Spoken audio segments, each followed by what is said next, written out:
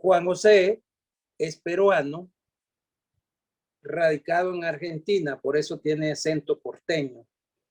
Es bachiller superior y máster en teología del Seminario Internacional Teológico Bautista de Buenos Aires, doctor en teología con especialidad en el campo de Biblia del Instituto Universitario ICEDET. Recientemente culminó su licenciatura en tecnología educativa en la Universidad Tecnológica Nacional y ha sido profesor en varias instituciones teológicas. Pero habría que agregar a su currículum que él es pastor de una iglesia bautista en una zona, digamos, carenciada en Buenos Aires, y han trabajado con indigentes. También es director de Bíblica Virtual, una plataforma que se ha convertido en una gran alternativa en la educación bíblica teológica, y es el actual secretario ejecutivo de la Fraternidad Teológica Latinoamericana. Así que es un privilegio presentarlo, y adelante, Juan José. Gracias, Enrique. Y gracias, Ana María, por un tema tan bueno, y trabajar el tema de apócrifos también, en este caso del Nuevo Testamento en textos bíblicos. Bueno, voy a ir con el tiempo, así que les comparto algo que preparé pensando en poder conversar quizás después. Aportes de los apócrifos del Antiguo Testamento para una revisión de la concepción del canon. Bueno, primero con el tema de apócrifos que ya conocemos, particularmente en este ámbito de la FTL, ¿no? Bueno, apócrifos, la literatura religiosa, se refiere a la literatura religiosa compuesta entre los siglos 3 a.C. y 1 después de Cristo. No me estoy refiriendo a lo que en algunos espacios evangélicos llaman a los deuterocanónicos, sino a toda la literatura religiosa producida entre los siglos 3 y siglo 1. Literatura sobre todo procedente de grupos judíos. Escritos, es tenida como escritos falsos, esa es la mirada negativa que por ahí es mayoritaria. O quizás engañosos, en contraposición a otros escritos que serían los auténticos o escritos saludables. Escritos ocultados, u ocultos, o otra vez dije engañosos, ¿no? Que se presentan así de diversas maneras. Apenas, sin embargo, existen estudios y publicaciones sobre estos escritos. Es decir, estos textos que se llaman apócrifos también han sido ocultados por la Iglesia cristiana y por ciertos grupos, o por las mayorías de los judaísmos actuales, o del judaísmo actual. Y en el mundo evangélico y católico apenas si se los conoce, aunque más seguramente en el mundo católico se les conoce más. Son tratados como heréticos en muchos casos, al punto que se hacen sinónimos. El apócrifo es sinónimo de escrito herético, porque discrepan supuestamente en algunas visiones de los escritos que son canónicos. Se la define esta literatura como aquellos escritos que no entraron en el canon. Es una definición negativa. No dice lo que ellos son, sino dice lo que no lograron. O supuestamente no lograron. Bueno, eso vamos a hablar. Y luego se cuestiona su calidad como literatura, ¿no? Se habla de ellos como escritos que no fueron escritos con la misma riqueza que se ve en los escritos canónicos, que tienen muchos defectos, o que algunas imágenes que son grotescas, y bueno. En ciertos círculos se las llega a valorar, sin embargo, por sus aportes para conocer el mundo de la época. Es decir, en muchos espacios se ven estos escritos, si bien no a la par como los escritos canónicos, sino y tampoco como escritos que pueden aportar a la fe de una persona o de un cristiano, vamos a decirlo. Sí, sin embargo, aportarían datos y lo que era el mundo del periodo intertestamentario, o del Segundo Templo, ¿no? Del periodo en el que Jesús desarrolló su ministerio. Ese es el mayor aporte que se ve. Sin embargo, yo voy a comentar para ir un poquito más allá que eso. En su época, esta literatura, hay un dato que es importante. En su época, esta literatura no fue tenida de esa forma por amplios sectores, inclusive cristianos. Es decir, no fueron tomados como apócrifos, ni fueron vistos como escritos necesariamente de segunda categoría. Esto es algo muy importante de tener en cuenta. Esto que acabo de mencionar hace un rato, más bien responde a miradas, ya de una iglesia, miradas tardías, incluso de la iglesia evangélica, o de espacios más bien más conservadores en la actualidad. Escritos como jubileos, escritos como los escritos de Enoc, primera de Enoc, Enoc eslavo y otras porciones de Enoc, los testamentos de los 12 patriarcas y otros escritos fueron considerados de inspiración para la fe, al punto que algunos, por ejemplo, el libro de Jubileos, forma parte del canon de la iglesia de Etiopía, ¿no? Y otros son leídos, fueron considerados como escritos religiosos también. Un dato que ahora voy a mencionar más adelante, pero quiero mencionarlo ahora por si no me alcanza el tiempo, es que estos escritos, la literatura apócrifa del Antiguo Testamento, si la tenemos hoy, la tenemos gracias a las bibliotecas cristianas, porque fueron ellas las que los conservaron. Al punto que, por ejemplo, en el caso de los testamentos de los 12 patriarcas, es una colección de escritos hermosa, para leer, muy, muy, muy valiosa. Tiene algunas, ¿no? Porciones, partes que parecen ser cristianas y que cuando se hace trabajo de exégesis hay que saberlas distinguir de otras, pero que digamos que formaron parte de la lectura de edificación de la iglesia cristiana. Un escrito como el Código de Damasco, CD para los que conocen, y que forma parte de los escritos de la biblioteca de Qumran, en la página 16 y las líneas 3 y 4, se cita, por ejemplo, el libro de Jubileos en su nombre largo y se cita como un escrito normativo.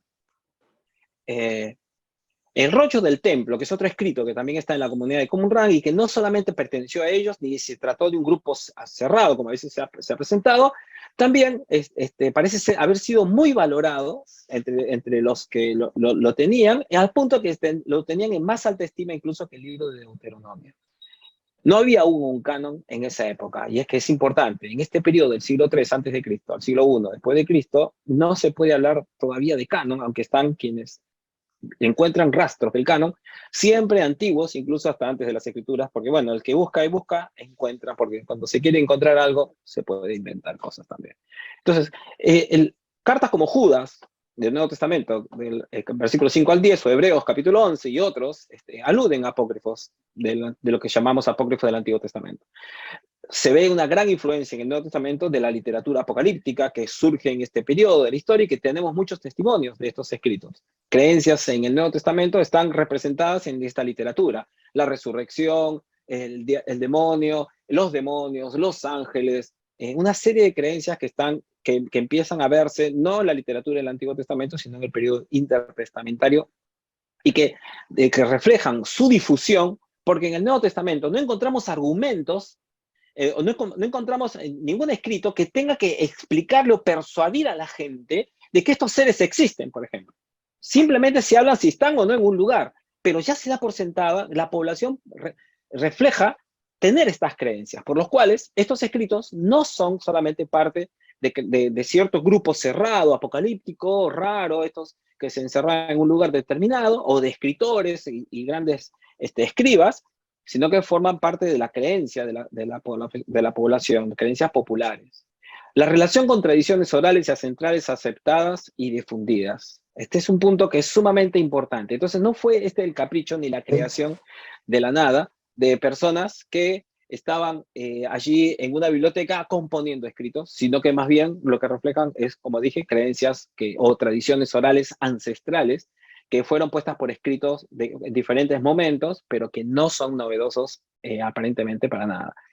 En los estudios actuales, la autoría de los escritos canónicos también se cuestiona el tema de la autoría, es decir, que Isaías no fue escrito por Isaías, el Pentateuco no fue escrito por Moisés, y sin embargo, estos argumentos fueron usados en algún momento para cuestionar la autenticidad o el valor de los escritos que se llamarían luego apócrifos. También los escritos canónicos representan un largo proceso de composición en la que muchas personas, comunidades y diferentes agentes intervinieron, lo mismo que con los apócrifos. Del mismo modo, la diversidad de versiones del mismo texto que encontramos en los textos sagrados, porque es cierto, con los escritos de Qumran se han encontrado algunos textos que coinciden bastante con el texto masorético, pero también hay otras versiones que difieren muchísimo, el Deuteronomio, por ejemplo, o la versión más corta, ¿no?, que tenemos de Jeremías, o textos como primera, segunda de Samuel y otros. creo que lo de Deuteronomio no es tan exacto como lo dije, me refería a Jeremías.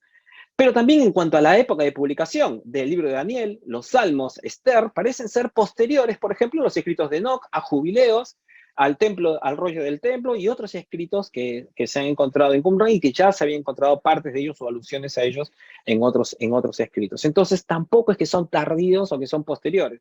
Eso de escritos de literatura intertestamentaria, entonces tampoco cabe para ellos porque tendríamos que incluir a escritos canónicos. Las técnicas de exégesis y reescritura usadas para la actualización reflejan en ellos un amor muy grande por los escritos que más tarde serían escritos canónicos y un sentido de una vocación de reescribirlos con el fin de actualizarlos. Dicen tener una larga data como tradiciones orales. Ellos hablan, esos escritos, o varios de ellos dicen proceder, ¿no?, de una larga tradición que han heredado quienes están escribiéndolos ahora. Rompen con la idea también de un judaísmo oficial y de corte rabínico, al que está vinculado muy fuertemente la idea de canon o de Biblia hebrea. Es decir, los viejos estudios sobre judaísmo, sobre el mundo del Nuevo Testamento, sobre todo en aquellas regiones, ¿no? Se fijaban mucho, seguían mucho las perspectivas que tenían algunos investigadores y que habían influido bastante, ¿no?, en el pensamiento en base, el pensamiento de los de investigaciones posteriores, en base a la data que se contaba, que era fundamentalmente la literatura rabínica. Entonces se hablaba por ejemplo, de un judaísmo oficial, ¿no? Y que estos escritos y estas cosas que se conocían todavía muy tímidamente hasta antes de 1946, 47, con los descubrimientos de Qumran, que se amplía muchísimo el conocimiento de esta literatura, era básicamente la idea de que había un judaísmo oficial, central, y que Jesús, por ejemplo, con el cristianismo habría tenido un movimiento periférico, ¿no? Y que los apocalípticos y que todas estas creencias, ¿no?, eran más bien algunas creencias que procedían de grupos medios locos, que más bien los judaísmos eran bastante racionalistas, eran el pueblo del libro, y todas estas cosas que se han venido enfatizando por tantos años. En un periodo de la historia de Israel donde tan poca población leía y al mismo tiempo donde la transmisión oral era tan fuerte, es difícil hablar del pueblo del libro para referirse al pueblo de Israel en el siglo III a.C. o el siglo I después de Cristo. Así que estos escritos, esta literatura apócrifa, algunos de ellos de corte apocalíptico, realmente lo que reflejan es que la población, los judaísmos, no eran monolíticos, no había un judaísmo central, sino que hay muchos judaísmos que coexistían y que tenían algunos elementos en común, es cierto, pero también bastantes divergencias. Desde la imagen del judío con las tiritas, con la Torá, con cierto tipo de vestimentas, ¿no?, basándonos más en el judaísmo ortodoxo que hoy vemos, realmente es muy diferente y distorsiona incluso la imagen que debiéramos de tener con relación a los judaísmos del tiempo al que nos estamos refiriendo.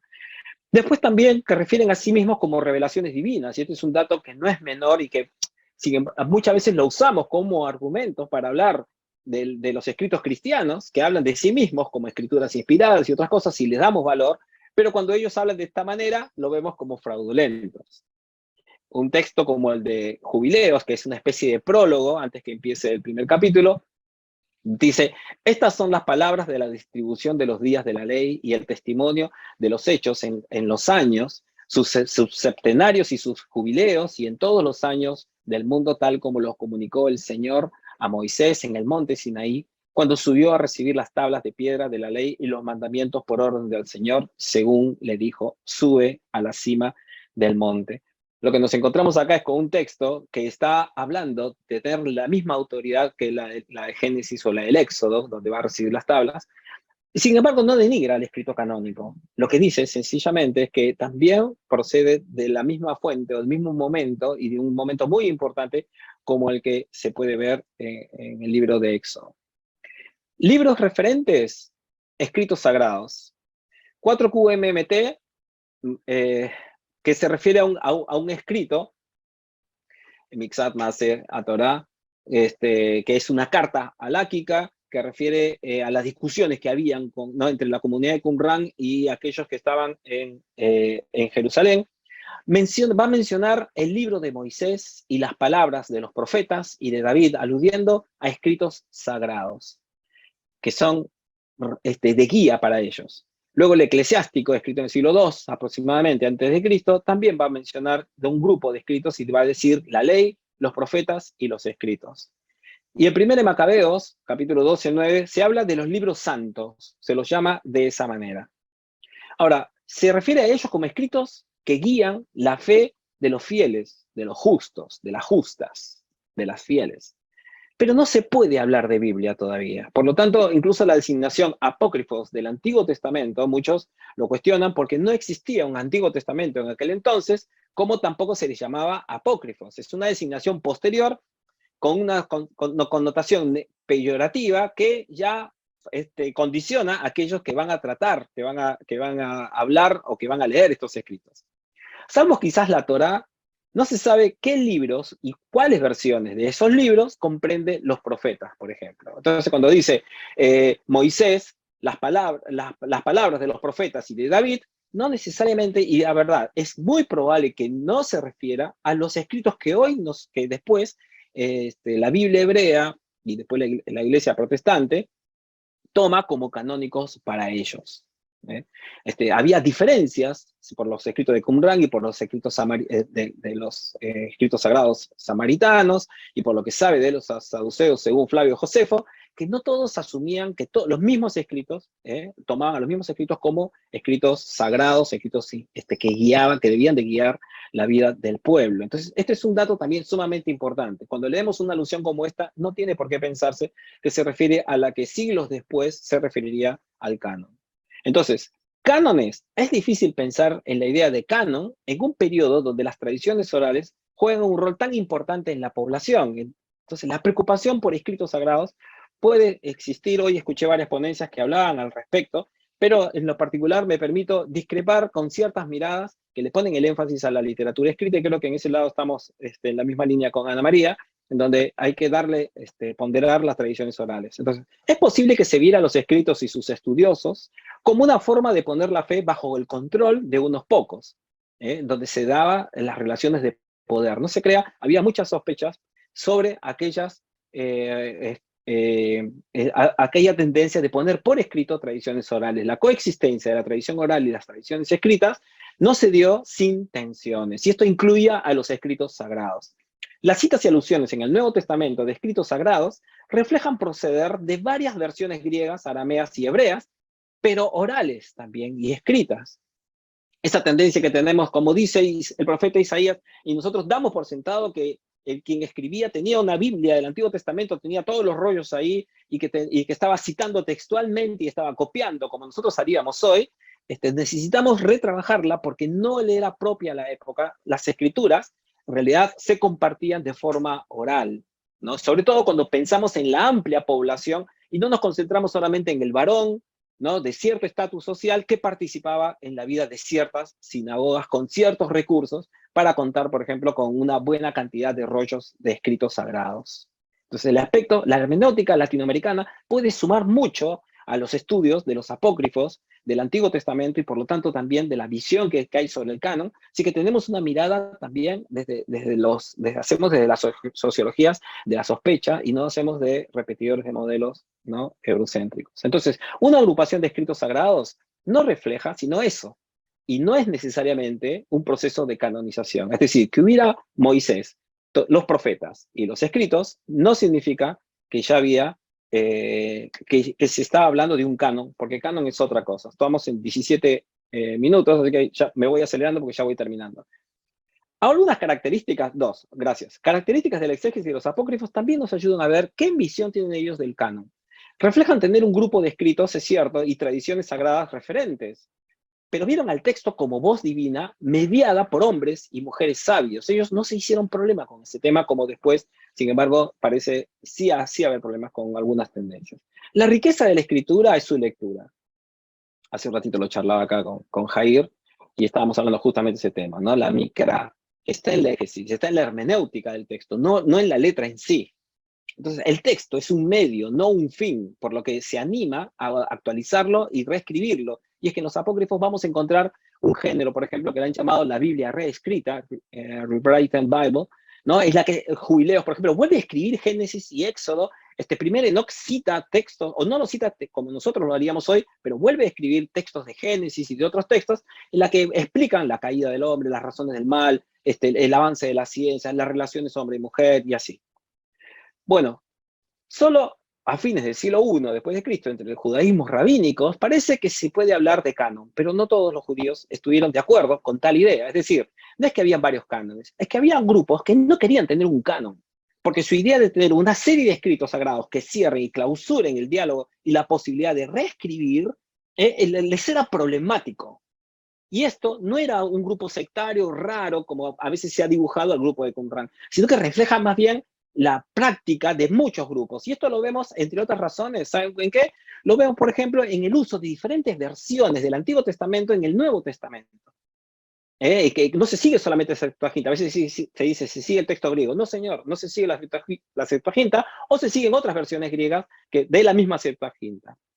Entonces, me parece importante repensar esto y todo lo que implicaría para nosotros hoy de cómo vincularnos. Yo me vincularía como lo hicieron los cristianos del primer siglo, y termino con esto. ¿Cómo es?